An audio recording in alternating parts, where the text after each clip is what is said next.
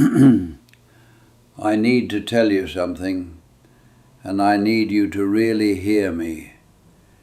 That thing you're chasing, the money, the promotion, the house, the body, the respect, whatever it is that you think is going to finally make your life work, it's not going to give you what you think it will. I'm William, 77 years old, and I spent 50 years of my life running after things that were never going to fill the hole I was trying to fill. 50 years. That's a long time to be chasing the wrong thing. So sit with me for a few minutes, because what took me half a century to figure out, I'm going to try to give to you right now. And maybe, just maybe, you won't waste as much time as I did. We all do this thing. We all say, I'll be happy when. I'll be happy when I get the promotion. I'll be happy when I pay off the house. I'll be happy when I retire. I'll be happy when people finally respect me. I said that my whole life. My whole damn life. And you know what? I got the promotion. I paid off the house. I retired. People respect me, I think. I don't know. At 77, you stop keeping track. But here's what nobody tells you. When you get the thing, there's always another thing. Always. The finish line moves. You think you're almost there, and then you look up, and it's further away than when you started. I spent 50 years running toward a finish line that didn't exist. Let me tell you something about myself that I'm not proud of. I grew up poor. Not starving poor, but poor enough to know it. My father worked at a factory his whole life, came home tired every night, hands all beat up, and people still looked at him like he was nothing, like he didn't matter. I watched that. I was maybe 10, 11 years old, and I watched how people treated my father. And something in me said, that's not going to be me. I'm going to be somebody. I'm going to make people respect me. So that's what I did. I worked. Lord, I worked. 60, 70 hours a week sometimes. Missed my kids growing up. Missed dinners. Missed baseball games. Missed everything. But I was building something. I was becoming somebody. By 52, I was a vice president. Corner office. People called me sir. My name was on the door. And you know what I felt? Nothing. I mean, not nothing. I felt, I don't know how to describe it. Empty, I guess. Like I climbed all the way up this mountain, and when I got to the top, there was nothing there. Just another mountain. I remember sitting in that corner office, door closed, looking out the window, thinking, this is it? This is what I gave up everything for? Took me another 20 years to understand what happened. 20 years. I'm a slow learner, I guess. Here's what I finally figured out. I wasn't chasing money. I wasn't chasing titles. I wasn't even chasing respect. Not really. I was chasing a feeling. I wanted to feel like I was enough, like I mattered, like I was worthy of being here. That's what I was really after. And I thought if I just achieved enough, if I just climbed high enough, I'd finally feel it.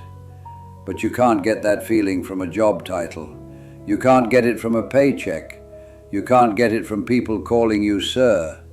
That feeling, the feeling of being enough, I could have given that to myself the whole time.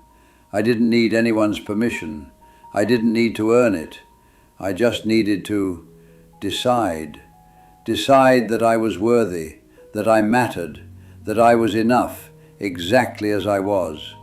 I could have done that at 25. I did it at 73. That's 48 years I wasted trying to earn something that was already mine. Same thing happened with my marriage. Different story, same mistake. I thought if I provided enough, if I gave my wife the house, the cars, the nice things, she'd be happy. We'd be happy. That was my job, right? Provide. So I provided. I provided the hell out of that marriage.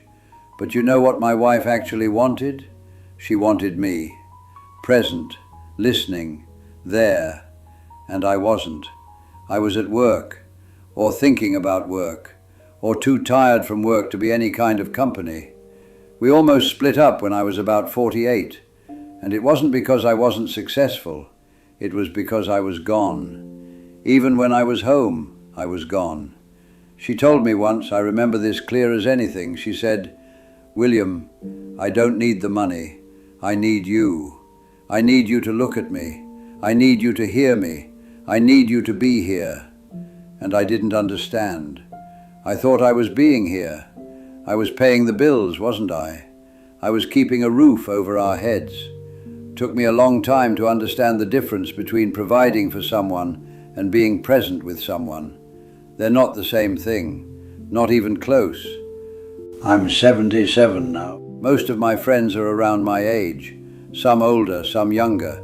A few of them are gone already, and I've noticed something interesting. The ones who are miserable, they're still chasing, still comparing, still keeping score. I got a friend, he's 84 years old, and he's still mad that his neighbor has a nicer car. 84, still looking over the fence, still measuring himself against other people, and he's miserable, absolutely miserable.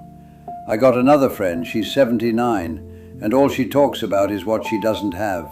Her knees hurt, her kids don't call enough, her pension isn't big enough, everything is a complaint, everything is a problem.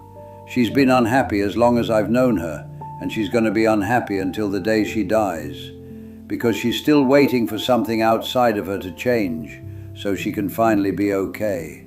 But then I got other friends, and these people, I don't know what it is exactly, but they got something, a lightness, a peace. They're not trying to prove anything to anyone. They're not keeping score. They're just here, present, curious about things, enjoying what's in front of them. My friend Earl, he's 86, and this man is the happiest person I know.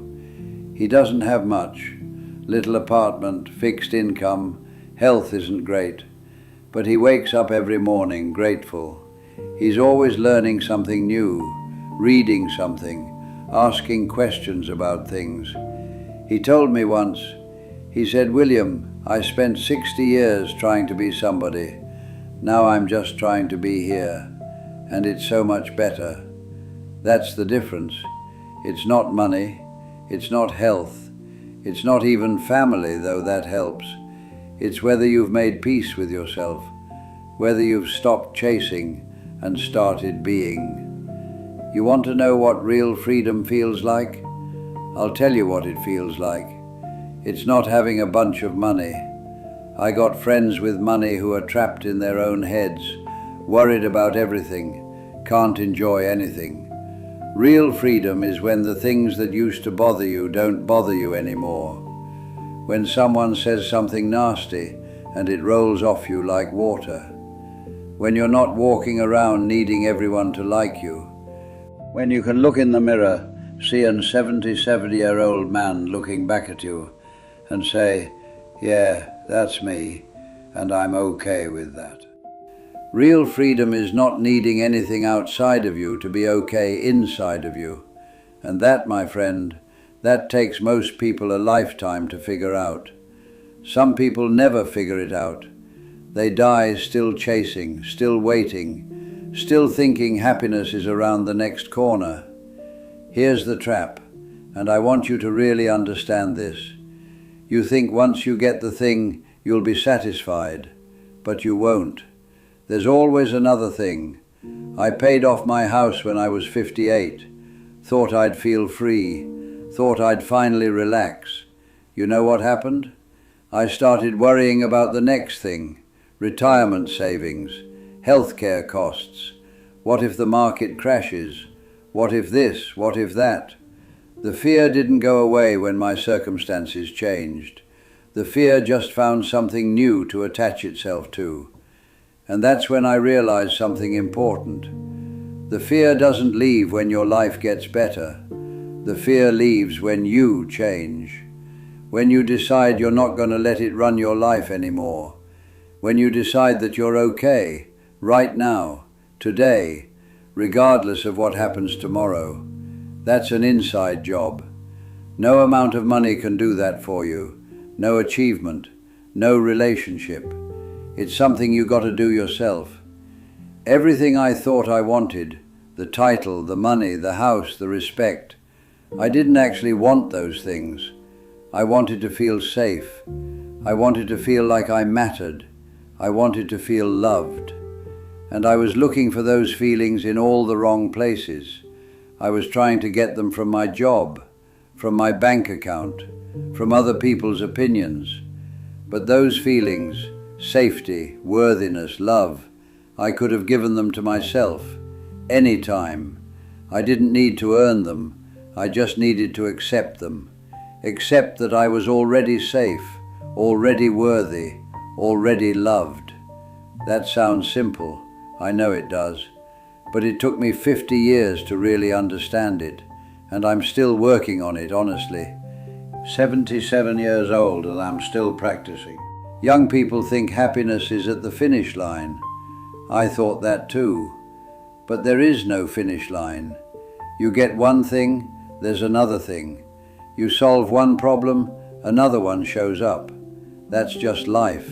That's how it works. So if you're waiting until everything is perfect to be happy, you're going to wait forever. Because it's never going to be perfect. Something's always going to be wrong. Something's always going to be missing. The journey is the destination. I heard someone say that once and I didn't understand it. Now I do. This is it. Right here, right now. This is your life. Not when you get the promotion. Not when you meet the right person. Not when you pay off the debt.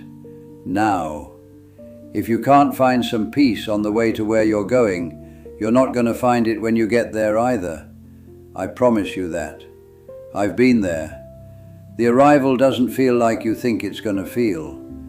So here's what I want you to take from all this. Stop waiting. Stop telling yourself, I'll be happy when. That's a lie. I believed that lie for 50 years, and all it gave me was 50 years of postponed living. Whatever you think you need to be happy, you don't need it. What you need is to decide you're enough, right now, today, with everything exactly as it is. You're enough. You hear me? You're already enough. You don't have to prove it.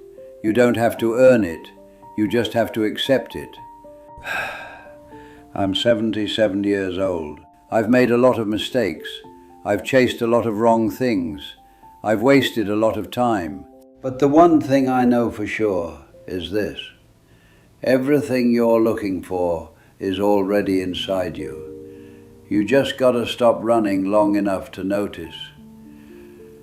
If this meant something to you, share it with somebody who's grinding themselves into dust, chasing something that's never going to make them whole. And tell me in the comments, what's your I'll be happy when? What are you waiting for? What would change if you just decided you were enough right now? Subscribe if you want more of these conversations.